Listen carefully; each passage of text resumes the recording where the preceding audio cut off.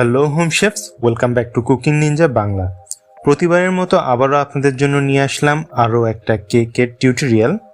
আজ বানিয়ে দেখাবো একটা semi fondant anniversary cake. Whip cream কেকে ফন্ডেন্ট সেট করার টেকনিক সহ খুঁটিনাটি অনেক কিছু দেখানো হবে এই ভিডিওতে, তাই ভিডিওটা না টেনে পুরোটাই দেখবেন। এবং যারা ভিডিওটা দেখছেন কিন্তু চ্যানেলটা এখনও সাবস্ক্রাইব করেনি, তারা প্লিজ চ্যানেলটা সাবস্ক্রাইব করবেন।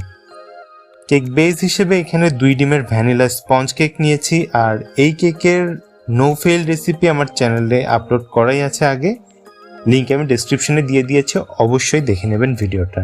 কেকটা অফ স্ক্রিনে 3 স্লাইস করে কেটে নিয়েছি। এবার উপরের 2টা স্লাইস সরিয়ে রেখে প্রথম লেয়ারে সুগার সিরাপ দিচ্ছি।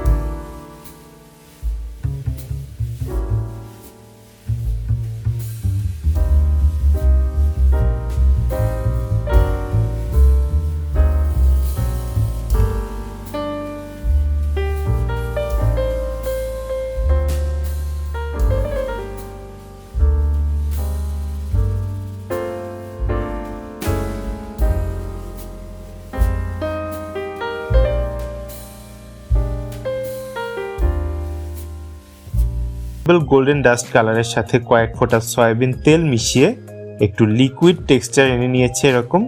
তারপর একটা তুলির সাহায্যে ভিডিওতে দেখানো উপায়ে ফন্ডেন্টের একদম উপরের অংশটা বা এডসটা বা একদম শেষ অংশটায় এভাবে লাগিয়ে দিচ্ছি। এই কাজটা একটু সময় নিয়ে করতে হবে।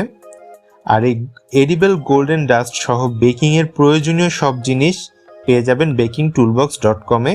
আর এই ফন্ডেন্ট কাটার থেকে ফন্ডেন্ট রোল পিন সব পেয়ে যাবেন ওখানে। আর তাদের ফেসবুক এবং ওয়েবসাইটের লিংক আমি ডেসক্রিপশনে দিয়ে দিয়েছি। এবার কিছুটা গোল্ডেন কালার এভাবে পুরো কেকে ছিটিয়ে দিচ্ছি আর এভাবেই শেষ করছি এই কেকের ফাইনাল লুকটা। আর রেডি হয়ে গেল আমার এই সেমি ফন্ডেন্ট অ্যানিভার্সারি কেকটা। ফন্ডেন্ট কেক বানানোর ক্ষেত্রে অবশ্যই একটা বিষয় খেয়াল রাখবেন, ফন্ডেন্ট দিয়ে কভার করার পর বা কোনো টপার বসানোর পর কখনোই ফ্রিজে রাখা যাবে না, এতে ফন্ডেন্টটা গলে যেতে পারে। যারা কেক সেল করেন বা কেকের বিজনেস করেন, যদি কখনো ফন্ডেন্ট কেক বানান তখন অবশ্যই কেকটা ক্রিম দিয়ে কভার করে ফ্রিজে সেট করে নিতে হবে আগে। আর ডেলিভারি দেওয়ার ঠিক আগ মুহূর্তে ফন্ডেন্টের টপার অথবা ফন্ডেন্ট দিয়ে কভার করে তারপর সাথে সাথে ডেলিভারি দিয়ে দিতে হবে। তাহলে কেমন লাগলো আজকের ভিডিওটা অবশ্যই কমেন্টে জানাবেন। ভালো লাগলে লাইক দিয়ে ফ্রেন্ডস অ্যান্ড ফ্যামিলির সাথে শেয়ার করবেন এবং প্লিজ আপনাদের কুকিং নিনজা বাংলা চ্যানেলকে সাবস্ক্রাইব করে চ্যানেলটাকে সাপোর্ট করবেন গ্রো করতে। আজকের মতো তাহলে এই পর্যন্তই। সবাই ভালো থাকবেন, সুস্থ থাকবেন। আল্লাহ হাফেজ।